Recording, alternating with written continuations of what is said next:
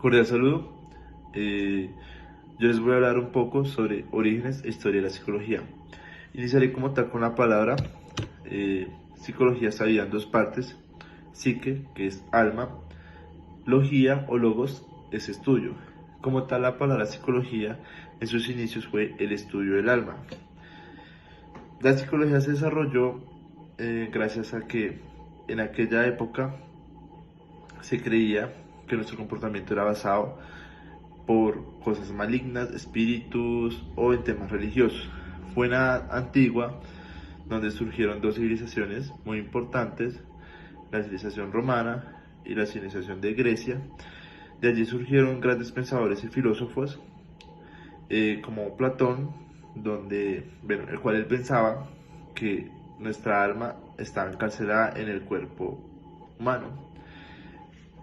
Y su discípulo Aristóteles pensaba lo contrario, donde decía que el alma y el cuerpo era uno solo.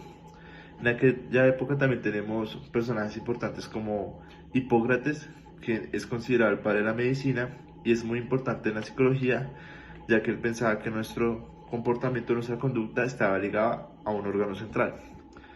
También tenemos al señor Galeno, que en su época fue una persona muy importante, ya que desarrolló la psicología ventricular y en él desarrolló una teoría llamada la bilis, la cual en esa explicaba que nuestra conducta también era basada a nuestro cuerpo.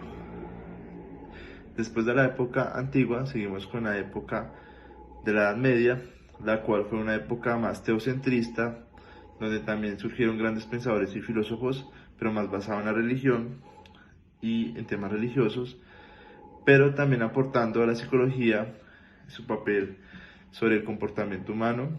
Ya después de eso seguiremos con la Edad Moderna, quien nos ofreció también a un personaje muy importante, que es el señor Descartes, con su famosa frase "pienso, luego existo". Y en esta época se desarrolló el primer laboratorio precientífico en Alemania por el señor Wilhelm Wundt, donde pues ya como tal se planteó la psicología. Ya seguiremos con la época contemporánea, donde surgieron varias ramas de la psicología. Un ejemplo de ello fue el experimento del señor Iván Pavlov, que por accidente descubrió que por estímulos también está basado nuestra conducta. Ya en la época o en la actualidad podemos ver que hay estudios basados en neurociencias, donde también se pensaba que las neuronas hasta cierta edad dejaban de reproducirse, pero se descubrió que hay neurogénesis después de nuestra época adulta. Bueno, ya a continuación les hablará mi compañero y espero les guste el tema. Bueno, voy a dar una breve explicación sobre las corrientes de la psicología, en donde pues son varias, pero básicamente son cinco las más importantes. Encontramos el sistémico, el cognitivismo, el conductismo, humanismo y la psicoanalítica. Básicamente es una explicación de cada una, con sus autores, sus orígenes y demás. Encontramos la psicoanálisis fundada por Sigmund Freud a finales del siglo XIX. Es una de las teorías más influyentes y controvertidas en la historia de la psicología. Su enfoque básicamente se centra en el inconsciente, una de las partes de la mente que según Freud alberga pensamientos, recuerdos, deseos y emociones reprimidas que influyen de manera significativa en el comportamiento, aun, aunque no somos conscientes de ello. También Freud desarrolló técnicas como la asociación libre y la interpretación de sueños. Decía que era una vía regia hacia el inconsciente, creyendo que los sueños revelaban deseos reprimidos disfrazados en la forma simbólica. Nos encontramos con el humanismo y su enfoque. Esta perspectiva fue desarrollada por figuras como Abraham y Carl Rogers, quienes vieron al ser humano como un ser intrínsecamente bueno, con el potencial para crecer y alcanzar su máximo desarrollo si se le proporcionan las condiciones adecuadas. Abraham Maslow, uno de los principales representantes de esta corriente, desarrolló la famosa jerarquía de necesidades, que establece que las personas buscan satisfacer una serie de necesidades, empezando por las básicas como la comida, la seguridad, y avanzando hacia lo más elevadas como la autorrealización según Maslow. La terapia de Rogers se alejaba de la figura del terapeuta como una autoridad y en su lugar promovía una relación de igualdad en la que el cliente era el principal agente del cambio. Esta perspectiva fue revolucionaria en el campo de la psicoterapia y sigue siendo una de las formas más influyentes de la terapia en la actualidad. Tenemos también el conductismo. El conductismo surgió a principios del siglo XX, promovido por figuras de John Watson y Skinner. El conductismo se enfoca exclusivamente en el comportamiento observable y medible, argumentando que todo comportamiento es aprendido a través de la interacción con el ambiente. Por un lado tenemos el condicionamiento clásico por Watson, donde dice que los individuos aprenden a asociar el estímulo neutro con una respuesta condicionada, como el experimento de Pavlov, donde los perros asocian el sonido de la campana con la comida, lo que les hacía salivar al oír la campana. Por otro lado, tenemos el condicionamiento operante, donde se enfoca en cómo las consecuencias de una conducta, refuerzo o castigo, afectan la posibilidad de que se repita. Skinner demostró que las conductas reforzadas tienden a repetirse, mientras que las conductas castigadas tienden a extinguirse. Acá nos encontramos con el cognitivismo y con tres autores, que es Jean Piaget. Fueron pioneros en este enfoque que ve a las personas como procesadores de información que interpretan y reaccionan ante el mundo en función de sus creencias, expectativas y conocimientos previos. Una de las teorías cognitivas de Jean Piaget, quien propuso que el desarrollo cognitivo ocurre en etapas desde la niñez hasta la adultez y que los niños no simplemente absorben información, sino que construyen activamente su conocimiento a través de la interacción con el entorno. Otro hallazgo fue de Miller, quien descubrió que la capacidad de la memoria a corto plazo está limitada a uno o más elementos. Este hallazgo influyó en el estudio de la cognición y ayudó a desarrollar modelos de procesamiento de información que aún se utilizan en la psicología cognitiva y en la ciencia cognitiva. Por otro lado, tenemos el enfoque sistemático. El enfoque sistemático ofrece una perspectiva diferente, sugiriendo que el comportamiento humano no puede ser entendido en aislamiento, sino en contextos de sistemas. También se ha aplicado en áreas como la psicología organizacional, donde se estudian las dinámicas grupales e interacciones entre los miembros de una organización. El estudio de la psicología ha atravesado por diversas etapas y transformaciones a lo largo de la historia, influido por teorías, experimentos y avances científicos que han modelado su enfoque y aplicación. Los hitos más significativos que han transformado el campo de la psicología incluyen contribuciones, teorías, experimentos, así como el progreso a la comprensión del cerebro y la mente humana a través de la neuropsicología. ¿Sabías quién es Jean Piaget? Pues es uno de los psicólogos más influyentes del siglo XX, especialmente conocido por sus teorías en el desarrollo cognitivo en los niños. Sus investigaciones cambiaron la forma en que entendemos cómo los niños aprenden y desarrollan su pensamiento. Piaget propuso que los niños pasan por una serie de etapas de desarrollo cognitivo, cada una caracterizada por formas de pensar y razonar distintas. Las etapas son las siguientes. Y bueno, vamos a mirar ahora cuáles son esas etapas. Tenemos la sensorimotor, que va de 0 a 2 años. El niño aprende a través de sus sentidos y acciones físicas, desarrollando el concepto de permanencia del objeto, entender que los objetos siguen existiendo aunque no se vean. La siguiente es la preoperacional, que va de 2 a 7 años. El niño empieza a usar el lenguaje y los símbolos, pero su pensamiento es egocéntrico. No puede ver las cosas desde el punto de vista de otros y no comprende conceptos lógicos. La siguiente sería operaciones concretas. Esa va de 7 a 11 años. El niño empieza a entender conceptos de lógica y conservación. Por ejemplo, comprender que la cantidad de un líquido no cambia si se vierte en un recipiente de diferente forma, aunque sigue necesitando objetos concretos para razonar. Y la siguiente sería operaciones formales, que es a partir de los 12 años. Los adolescentes pueden pensar de forma abstracta, hipotética y lógica, formulando hipótesis y razonando sobre situaciones imaginarias. Ya hablamos de la teoría del desarrollo cognitivo, ahora vamos a hablar del constructivismo.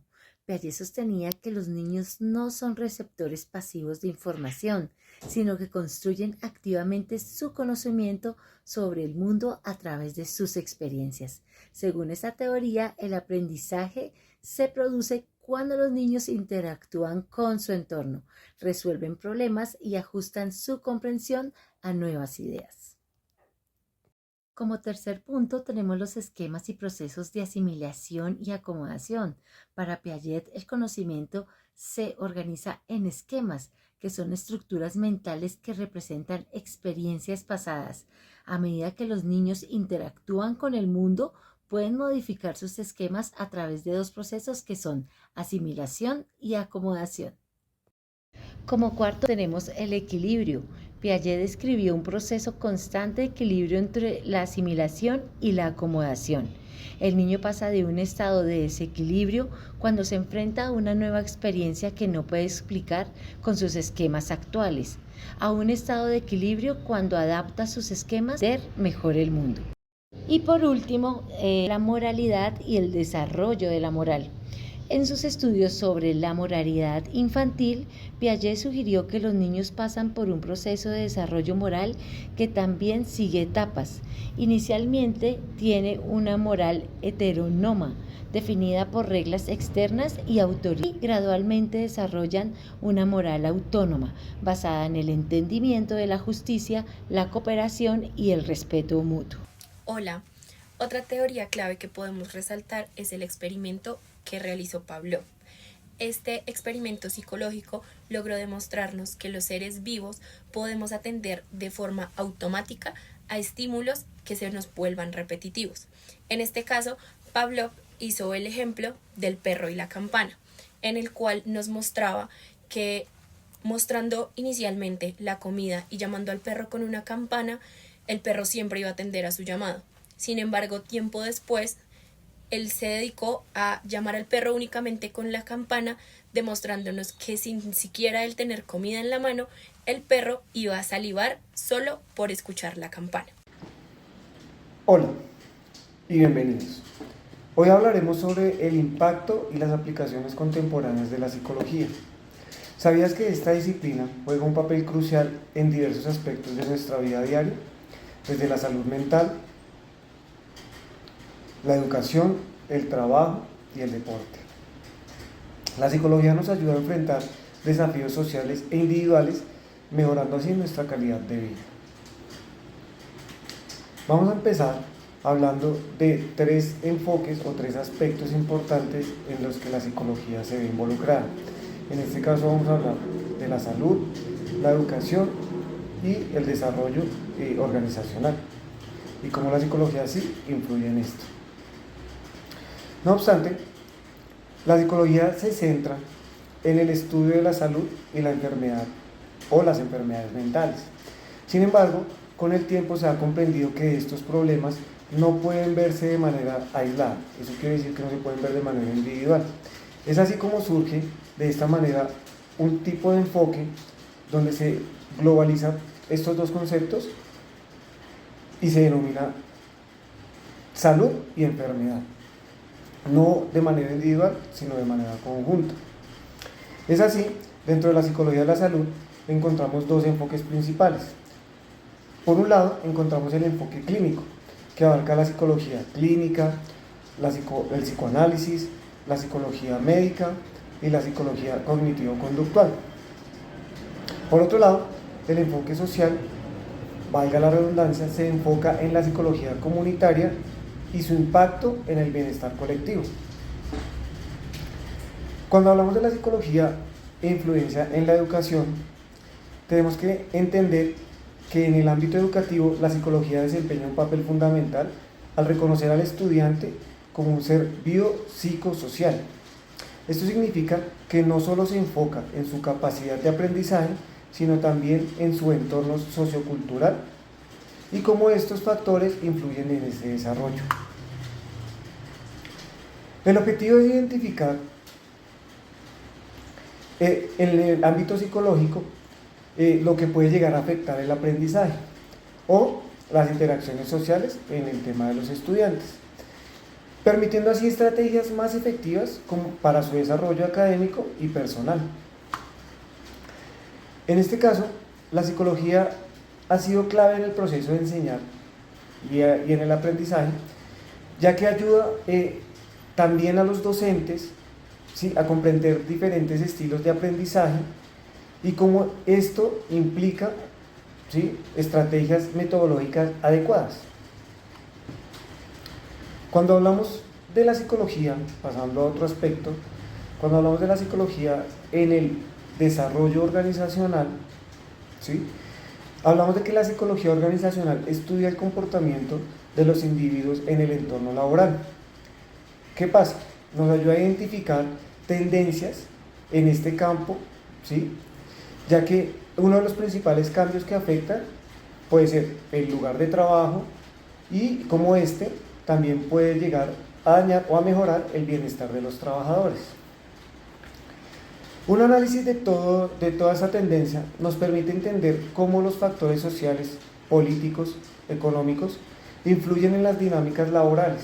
De esta manera, las empresas pueden mejorar la productividad y la satisfacción tanto para el empleado como para el empleador.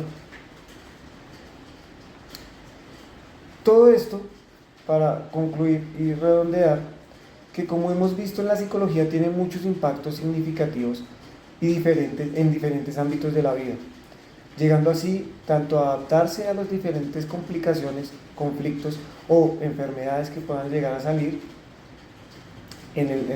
enfocándonos en la salud mental, en la educación o en el trabajo. Su aplicación nos ayuda a mejorar tanto el bienestar individual como el bienestar colectivo. De todas maneras, les agradezco mucho, compañeros, este espacio que me han dado, y con esto terminamos.